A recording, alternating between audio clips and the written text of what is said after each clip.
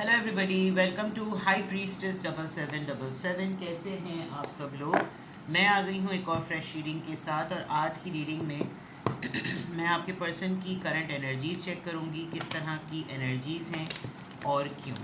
Regardless आप दोनों के दरमियान क्या सिचुएशन है, ये रीडिंग सबके लिए ओपन है।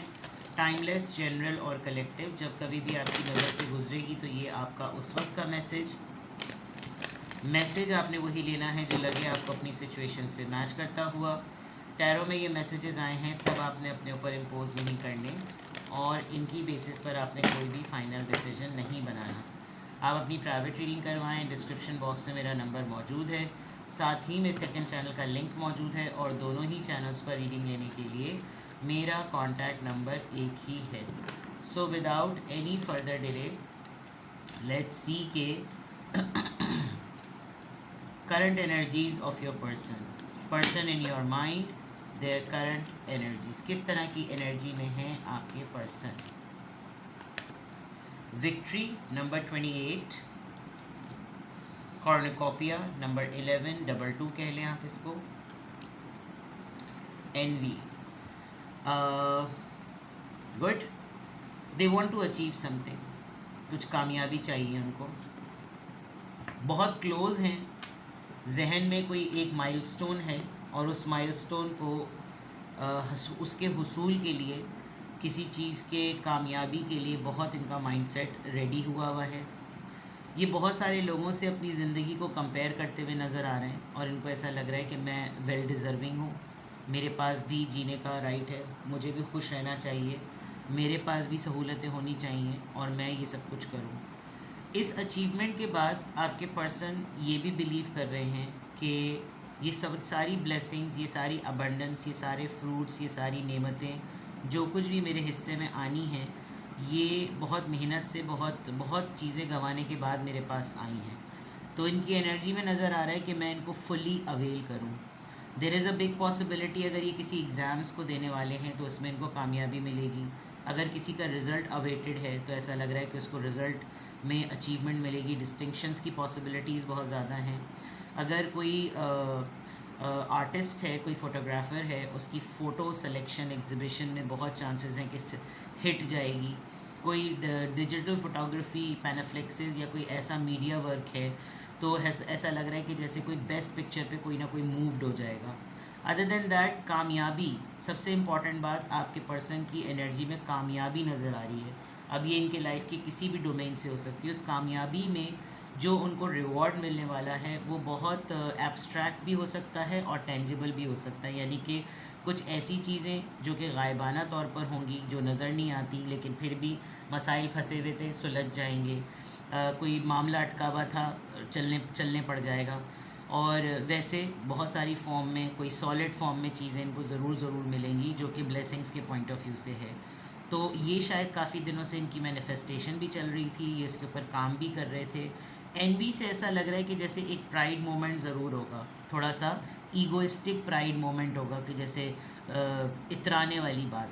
और वो इसलिए कि इन्होंने काफ़ी टाइम लगाया, काफ़ी मेहनत की, और थोड़ा सा फील कर रहे हैं कि मुझे हर चीज़ बहुत लेट मिलती है, इसमें डिले बहुत ज़्यादा हुआ।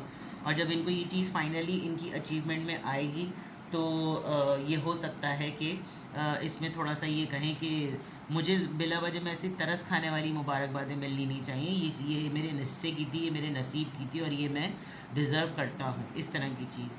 आपके पर्सन को अगर लोबान वगैरह बहुत पसंद है तो ऐसा लग रहा है कि जैसे घर को बहुत ज़्यादा अगरबत्तियों से और लोबान से ना बहुत ही ज़्यादा पाक करेंगे। और कुछ लोगों की आदत होती है, वो लोबान जलाते भी हैं, और जलाना भी चाहिए, घर में खुशबू होनी चाहिए।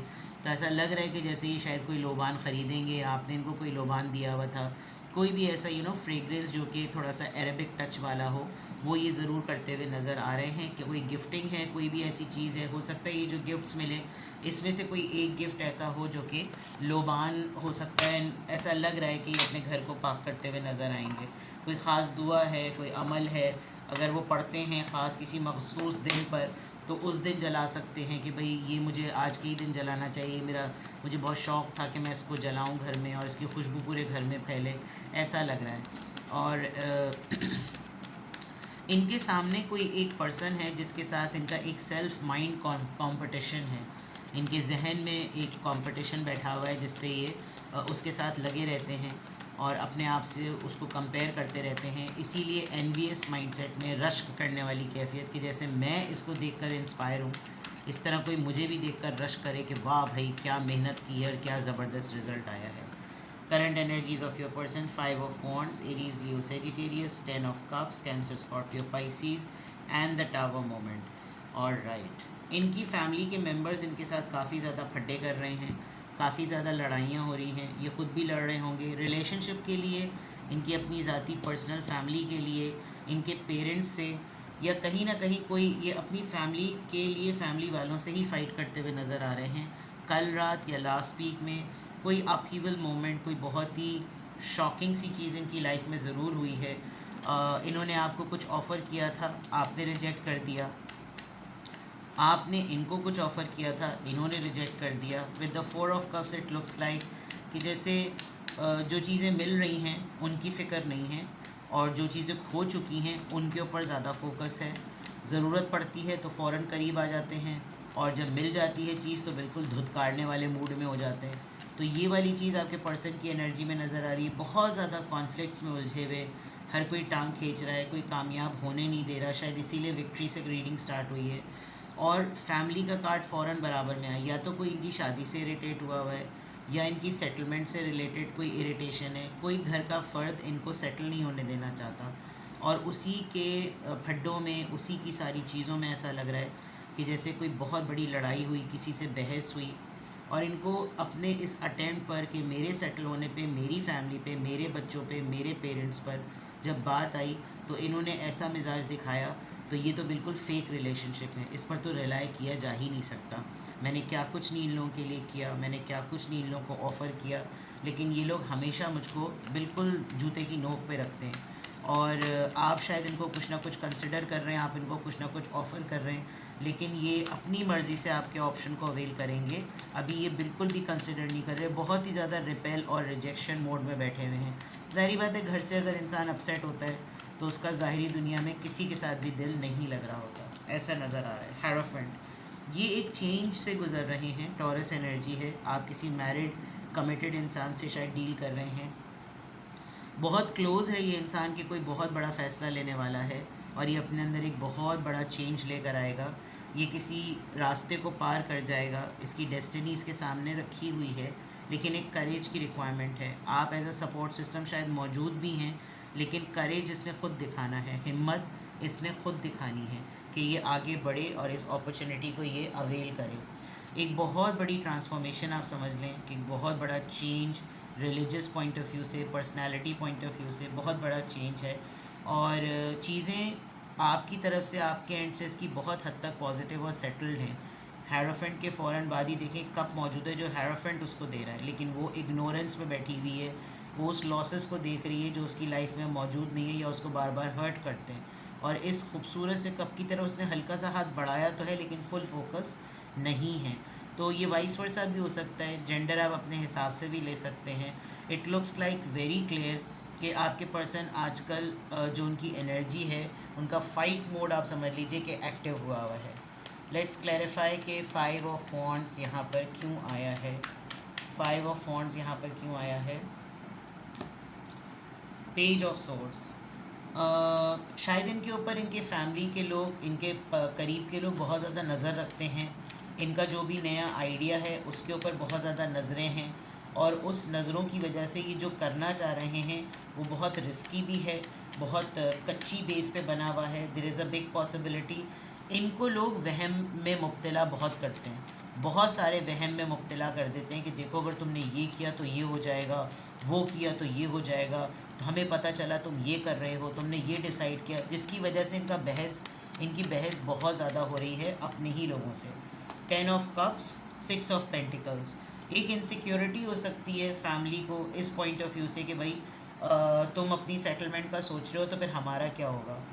कैसे लाइफ को बैलेंस करोगे। हमारे वक्तों में तो तुमने हमसे बड़ा सब कुछ लपेटा, अब अपनी बारी आ रही है तो तुम्हें सिर्फ अपनी फैमिली नज़र आ रही है, तुम्हें सिर्फ अपनी ज़िंदगी नज़र आ रही है। हमारे साथ भी कोई डील करो, हमारे साथ भी कुछ चीज़ें सेट करो, हमें क्या दोगे, तो इस रिश्ते में तुम्हें क्या इक्वल गिव एंड टेक मिलेगा।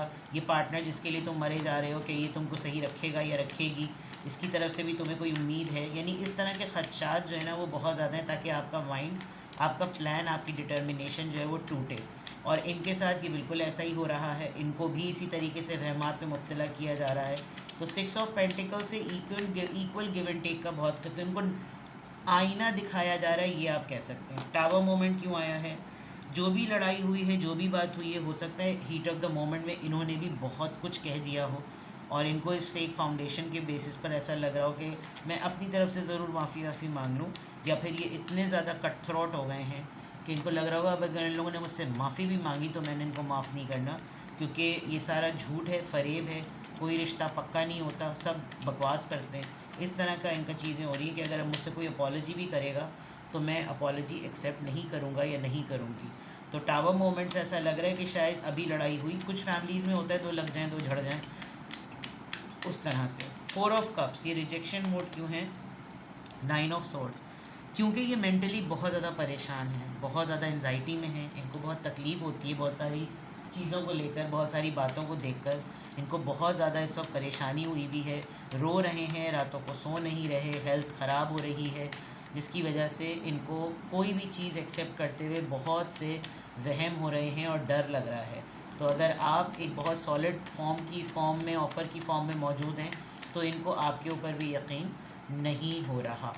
हायरोफेंट का कार्ड यहाँ पर क्यों आया है, हायरोफेंट की एनर्जी को क्लैरिफाई करें। एस ऑफ सॉर्ड्स, क्लैरिटी है, बहुत जल्द, जैसे मैंने कहा था कि ये ट्रांजिशन फेज़ में है, ट्रांसफॉर्मेशन फेज़ में है, and with the S of swords decision बन चुका है, डिसीजन बना लिया है, अब उस डिसीजन पर इम्प्लीमेंट करने की बारी है। तो शायद इसके लिए भी करेज रिक्वायर्ड है, और करेज जब तक होगा तभी कुछ चीज़ें जो हैं वो सेटल और सही हो सकती हैं। तो बहुत क्विकली, बहुत शॉर्ट सी एनर्जी अपडेट, आपके पर्सन की करंट एनर्जीज़ आपके सामने हाजिर खिदमत हैं। किसी भी पॉइंट ऑफ टाइम पे आपको लगे कि आपको प्राइवेट रीडिंग लेनी है तो डिस्क्रिप्शन बॉक्स में मेरा नंबर मौजूद है। अपना बेहद ख्याल रखिएगा। Bye bye.